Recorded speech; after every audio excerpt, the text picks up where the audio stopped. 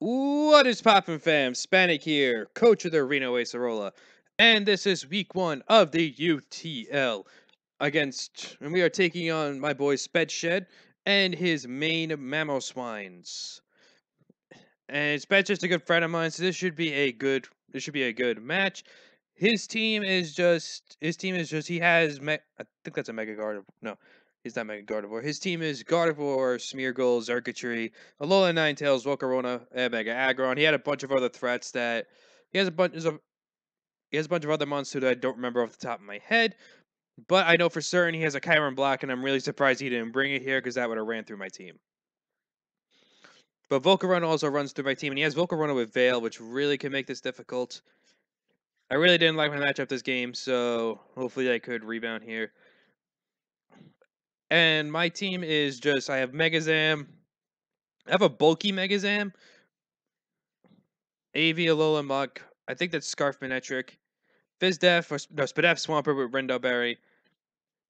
I believe I have a Specs Lele and Anti-Lead Smeargle for any Anti-Lead Sneasel for any Smeargle shenanigans he may want to bring.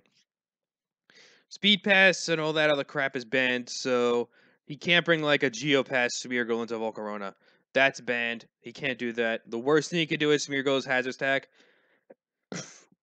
And just looking at his team, Webs kind of is a problem because I need my Sneasel to outspeed things. I need my Scarf Manectric to outspeed things as well. Alright, let's see how his battle played out. I really don't like my matchup because Volcarona, Xurkitree are both problems. So let's see how this thing played out. I lead Sneasel, as he leads with his Smeargle. He switches out immediately into his Aggron as I fire off a taunt, which is that's completely fine. Oh, no, now I remember. I was Fightinium Z on my Lele for the Aggron. So I told his Aggron that's fine. He can't get rocks up then. So I go out into my Pert because I don't know what Aggron wants to do to me. That is Spadef. I am Spadef Pert, and that did 20%. So now he goes out into his Ninetales. So I just get my rocks here because I see no reason why not. Why can't I get my rocks? I switch out into my Lele because even if this thing wants to get up Veil, so be it. Then he switches out into his Aggron as I just go for a sub. And then I fire off the Z move here because I just want damage on this Aggron. I kind of want this thing just completely dead. But I know I can't do that. I know I can't do that with the Veil up. It's going to be a little hard. So now with my Lele up on the field and this Aggron behind Veil, I need to hit 2 Focus Blasts to kill this thing and hope he goes for rocks one turn. So I go for another sub, predicting the rocks, and he does go for the rocks. It's very, very nice. I go for Focus Blast. I hit the first one. As he goes Heavy Silence, breaks my sub. And then I go for another Focus Blast and hit it. So we're able to take out this Aggron because Lele wore its glasses to today's game. And in comes the Smeargle.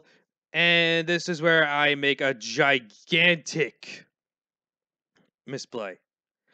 And I mean gigantic. I go for a sub here, predicting like webs or something. I go for a sub here, and I don't understand why I did that. I should have just went for damage on the Smeargle because Psyshock was a 2 KO. If I fired off a Psyshock and was able to get damage on the Smeargle, then he could only Rapid Spin. He can't get his, even through Veil, it was a 2 KO. So I could get my, so I could just go for Psyshock there. And I would have been able to 2 KO the Smeargle. As you can see here, Psyshock would have definitely been a 2 KO with or without Veil. And because of that, because of that blunder, he is able to get webs up. And I didn't bring any hazard removal this week, so that is really, really unfortunate. As now he doesn't have to, as now Xurkitree is a giant, giant problem. So I'm going to go for another Psyshock here and take out the Smeargle, which is okay as that invites in this thing, and he's able to kill my Lele through the sub with Bug Buzz. I'm forced to go Muck here because it's my only answer to this thing.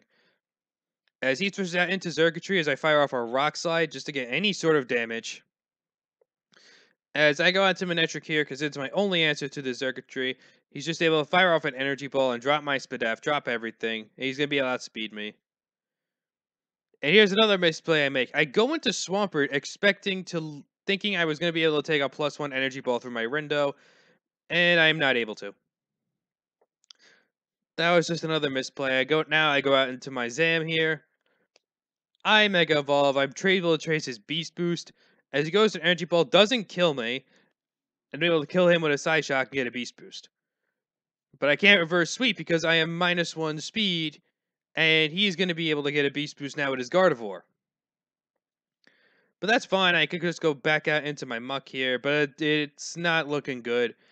That misplay with I'm gonna be able to get some differential here, but that misplay with